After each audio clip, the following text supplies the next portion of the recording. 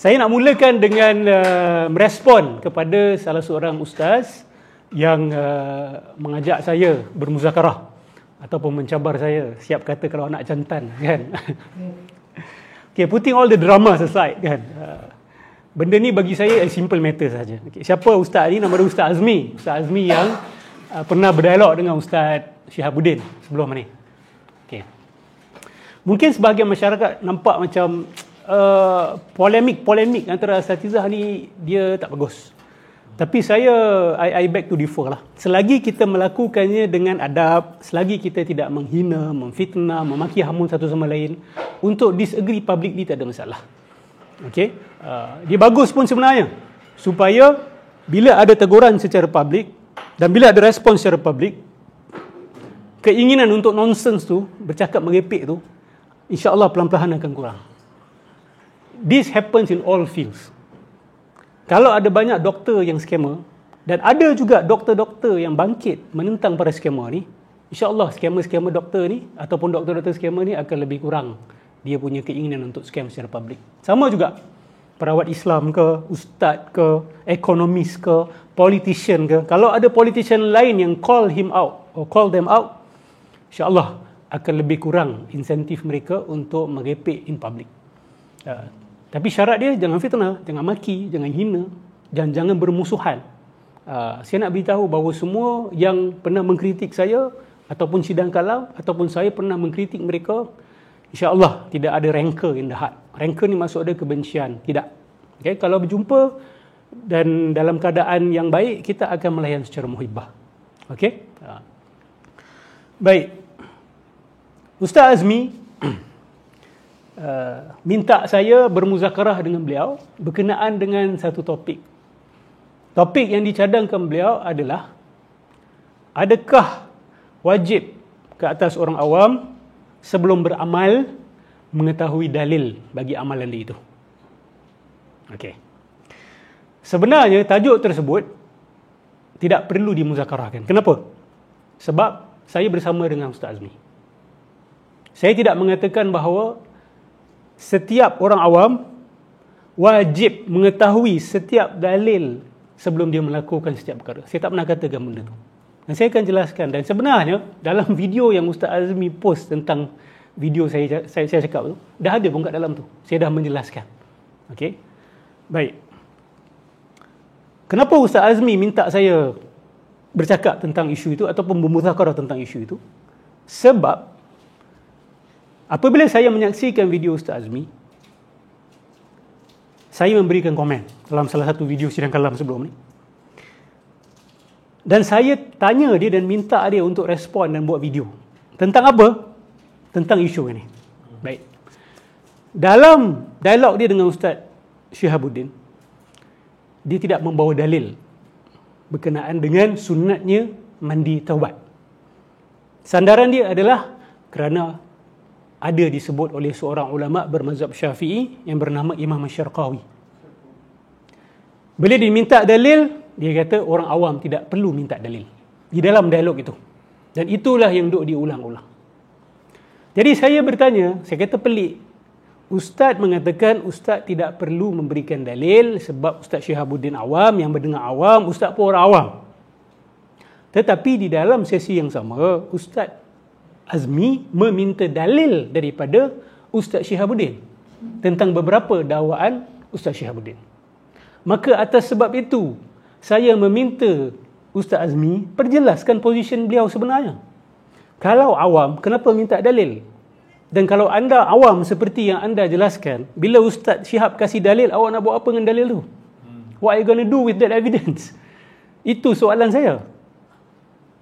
Tetapi Ustaz Azmi pergi pusing seolah-olah saya mendakwa wajib kepada semua orang awam sebelum beramal dengan sesuatu amalan kena tahu dalil dia. Padahal di dalam minit 1:24 saat hingga ke minit 1:36 saat, saya ada sebut, kalaulah orang itu seorang penjual nasi lemak contoh, dan dia tak belajar usulul fiqh, wajib kepada dia untuk tahu dalil. Ceklah balik Ustaz Azmi, oi. Nak ajak muzakarah, kena dengar dulu video betul-betul. macam mana nak berbincang? Kalau macam mana nak muzakarah? Kalau position orang yang awak ajak muzakarah ataupun awak tak jelas lagi. Kan? Saya dah kata dengan jelas. Baik. Di dalam video pendek yang dia kongsikan tu, daripada video sidang kalam tu, saya membahagikan manusia kepada 3. Bukan pada 2, iaitu mujtahid dengan awam sahaja. Saya tidak membahagikan kepada 2. Sebab ada third category. Third category itu siapa? Talibul ilm. Mereka yang sedang belajar, mereka yang sedang on the way. Kalau dia teruskan perjalanan keilmuan dia akan jadi alim, dia akan jadi ulama. So bukan hanya ada mujtahid, bukan hanya ada awam, ada students. Bukan hanya ada doktor, bukan hanya ada orang awam, ada juga medical students. Betul? Dan medical students bukan berada pada tahap yang sama dengan orang awam dalam bidang medik. Dan mereka juga bukan berada pada tahap yang sama dengan doctors. Dalam bidang keagamaan pun begitu. Sebab tu saya kata, Ustaz Azmi dengan Ustaz Syahabuddin ni bukan awam bila nak sebut tentang agama. Sebab mereka ni paling tidak talibul ilm. Mereka bukan mujtahid. Of course, mereka pun tidak mengaku mujtahid. Tapi mereka talibul ilm. Mereka pencari ilmu. Takkan mencari ilmu tak boleh tanya dalil? Tutuplah universiti-universiti yang ajar fiqh muqaran, fiqh perbandingan, semua bincang dalil. Berbincang perbezaan dalil dan penghujahan mazhab-mazhab yang berbeza. Dia membuat comparative study. Dalam isu ini, pandangan siapa yang lebih kuat? Kita lihat dalam isu muamalah. Pandangan Imam Abu Hanifah, pandangan Imam Malik. Assalamualaikum warahmatullahi. Jadi berlaku proses perbandingan. Kalau kata orang awam tak perlu minta dalil, dan orang macam Ustaz Syihab, dan orang macam Ustaz Azmi yang belajar usulul fiqh, yang dah bertahun-tahun belajar agama, pun awak kategorikan macam kakak maybe yang jual nasi lemak yang tak pernah belajar usulul fiqh. Saya bukan kata orang belajar nasi lemak tak tahu, confirm tak. Ada orang jual nasi lemak belajar usul fiqh, maka dia boleh. Ada orang jual nasi lemak yang belajar fiqh bertahun-tahun, belajar akidah bertahun-tahun, maka dia juga boleh minta dalil. Saya ulang lagi sekali. Ada 3 kategori manusia. When it comes to taklid ataupun tidak taklid. When it comes to telan dalil buta-buta, telan pandangan ulama buta-buta, atau boleh minta hujah, boleh minta dalil. Pertama sekali mujtahid. Mujtahid ini dia tak boleh taklid. Sebab dia dah ada independent capability ataupun independent capacity untuk ambil hukum daripada Quran dan Sunnah secara direct. So dia tak boleh taklid. Kalau dia taklid, dia macam kita kata doktor yang ada kepakaran tetapi tidak mahu menggunakan kepakaran dia, instead nak mengikut orang ya. Yes. Kalau analogi doktor tu, setengah doktor kepakaran dia dalam satu bidang, tapi dia refer kepada rakan. Fine, no problem. Dalam mujtahid ada macam tu. Contoh dalam bidang fiqh dia luas kan. Ada bidang muamalah, ada bidang munakahat, ada bidang ibadat. Ada ulama dia fokus kepada muamalat. Jadi bila bab munakahat, dia mungkin akan merujuk kepada yang lain, dia boleh taklid, tak ada masalah. Tapi dalam bidang yang dia dah sampai tahap ijtihad, dia tak boleh taklid. Okey. Kita pergi kepada kategori yang ketiga, yang last dulu, sebelum kita pergi yang tengah. Yang last ni adalah orang awam yang tidak tahu dalil, dan kalaupun diberikan dalil, dia tak boleh nak buat apa dengan dalil tu. Dia tak faham, dia tak tahu mana nak periksa, dia tak boleh buat pertimbangan, dia tak boleh cek mana satu lebih kuat, mana satu lebih lemah. Dia tak tahu nasikh mansukh, mutlak muqayyad, am khas, dia tak tahu benda ni. Dia ambil satu dalil, mungkin dia akan pegang pada dalil tu habis-habisan, dan dia mungkin akan tolak dalil-dalil lain tanpa dia sedar. So orang macam ni bahaya kalau kita bagi dia seolah-olah confidence yang semua orang kena boleh faham Quran Sunnah, semua orang boleh keluarkan hukum. Ini menjadi kios dalam masyarakat. Okay? Dan saya ulang lagi sekali, saya tidak mengatakan bahawa orang awam wajib tahu dalil sebelum beramal. I do not say that. Yang saya bahaskan adalah konteks kepada kategori yang kedua. Kategori yang kedua adalah penuntut ilmu. Penuntut ilmu agama, kalau mereka tak bertanya dalil, macam mana mereka nak tambah ilmu mereka dalam bidang itu? Dalam usuluddin, dalam ilmu akidah, tak boleh bertaklid. Tapi di dalam fiqah, ulama' kasih ruang. Kerana apa? Kerana kesalahan dalam amal tidak seteruk kesalahan dalam akidah. Salah dalam akidah boleh put you in hellfire forever. Salah dalam amal, tapi selagi ada akidah yang betul, awak akan tetap pergi ke syurga Allah Subhanahu Wa Taala. Jadi ulama kasih keringanan sikit. Lagi satu ulama bagi keringanan kerana untuk memaksa semua orang mencapai taraf ijtihad sendiri sehingga boleh buka Quran dan Sunnah dan boleh keluarkan hukum, itu adalah satu tuntutan yang tidak realistik. Sebab tu menjadi ulama adalah fardu kifayah, bukan fardu ain. Kalau semua orang kena ijtihad, maksud dia jadi ulama fardu ain, semua orang kena jadi ulama. Itu tidak betul. Itu tidak benar. Sebab tu ada fasalu ahla dzikri in kuntum la ta'lamun, dan ada ayat juga apa yang Allah Subhanahu Wa Taala mengatakan jangan semua pergi perang, tinggallah sebahagian kamu untuk mendalami agama, supaya bila orang-orang yang pergi perang tu balik, dia boleh belajar agama. So maksud dia cukup ada sekumpulan ulama. Tidak perlu semua orang menjadi ulama. Jadi bila tak perlu semua orang jadi ulama, maksudnya ada orang lain kena buat kerja lain. Sebab kalau semua orang kena buat kerja ulama, tak akan ada waktu untuk orang jadi doktor, jadi arkitek, buat jembatan, nak jadi politician pun tak ada masa, nak pakar dalam bidang teknologi pun tak ada masa, maka tamadun itu akan roboh. Okey, so bukan fardu ain untuk mengulamakan semua rakyat. Bukan, dia adalah fardu kifayah. Walaupun Allah sebut dalam Quran wala taqfu ma laysa laka bihi ilm inna sam'a wal basara wal fuada kullu ulaika kana anhu mas'ula. Jangan kamu ikut sesuatu yang kamu tidak ada ilmu tentangnya. Ustaz, tapi kita taklid ni kita tak tahu apa. Okay, taklid ni awak bukan ikut any Tom, Dick and Harry. Awak mengikut orang yang ada ilmu. Betul tak?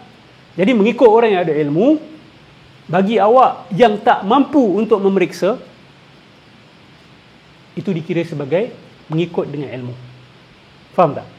Tapi kalau awak ada kemampuan, awak ada expertise, awak main ikut buta, walaupun awak lihat tak ada dalil dan sangat lemah penghujahan ni, saya tetap nak ikut, itu termasuk dalam ayat tu. Wala taqfu ma laysa laka bihi ilm. Jangan kamu ikut sesuatu yang kamu tidak ada ilmu tentang. Okey? So, first kali dia kata bahawa saya gagal faham. Tapi jelaslah yang gagal faham ni, gagal faham pendirian saya. Awak nak ajak muzakarah, awak kena faham dulu betul-betul. So Ustaz Azmi, pelajar universiti fake muqaran boleh tanya dalil tak? Ni soalannya. Okay? Dan pelajar-pelajar universiti ni awam ke apa? Termasuk dalam kategori apa kepada awak? Saya bagi kepada 3. Okay? Talibul ilm digalakkan. Itu yang saya kata. Kalau tak bagi dalil bila orang tanya, itu yang membodohkan masyarakat. Itu yang membodohkan masyarakat. Tapi Ustaz Azmi buat rumusan, wajib pula. Seolah-olah saya kata wajib kepada orang awam tahu dalil. Itu bukan yang disampaikan. Jelas tak? Sahabat-sahabat. Okey.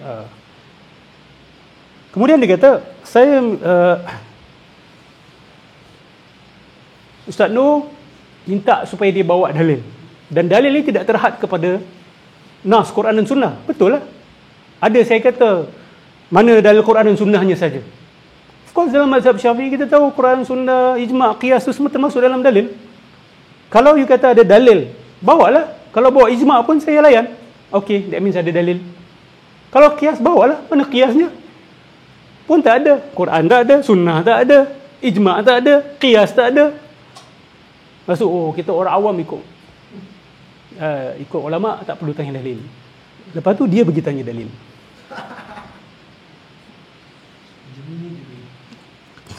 Satu perkara lagi, kalau dah orang awam nak ajak berhujah, hujah ni buat apa? Berhujah ni apa maksud berhujah? Berhujah ni membawa bukti, betul? Dan dalam agama membukti itu apa? Dalil lah. Ya ilaha illallah Muhammadur Rasulullah. Ya, nah. So dia tak konsisten. Satu bahagian kata awam, tapi sebahagian lain dia seolah-olah macam dia melakukan suatu perkara yang bukan kerja orang awam. So Ustaz Azmi tak perlu ajak saya muzakarah. Saya cadang balik ambil cermin, muzakarah dengan orang yang dalam cermin tu dulu. Entah percaya apa sebenarnya kan? Tanya. Harap-harap dia respon lah. Entah ni mengaku awam ke tak awam? Okey, kalau awam, tapi kenapa entah minta dalil pula? Kan orang tak boleh minta dalil pada awak boleh minta dalil pada orang. Ni kan contradiction. So Ustaz Azmi buat muzakarah tu dulu dengan orang dalam cermin tu. Lepas tu nanti mungkin saya akan layan. Okey? Alah, jangan kecil hati sikit-sikit. Ni kacau-kacau sikit je Ustaz Azmi kan. Lagi satu, kalau awak tengok Darul Ifta Mesir. Qala ulama, ini dalam tajuk Mutalabatul Mufti bid Dalil. Okey, ini ada orang tanyalah kepada Darul Ifta Mesir. So salah satu yang disebut adalah qala ulama yajuzu lil 'ami su'al mufti an ma'khadhihi fi ma aftahu bih istirshadan ay talaban li irshad nafsihi bi an yu'ina lil qabuli bi bayan ad-dalil la ta'annutan wa dhalika hatta taskunu nafsuhu betul lah, taskunu nafsuhu wa yatma'innu qalbahu. Yang bermaksud boleh bagi orang awam bertanya kepada mufti daripada mana dia dapat fatwa ni, mana sumber penghujahan dia, istirsyadan, kerana nak penjelasan untuk diri dia supaya dia lebih tenang dan dia lebih yakin untuk terima dengan menjelaskan dalil, bukan ta'annud. Ta'annud ni apa? Just nak berdegil-degil, mencabar-cabar. Ini kerana supaya hati dia tenang dan dia boleh ikut dengan mudah. Okey, isu ni pendek saja, saya tak mau drag banyak. Jadi saya nak tahulah perkembangan muzakarah dalam cermin tu, boleh beritahulah nanti. Okey.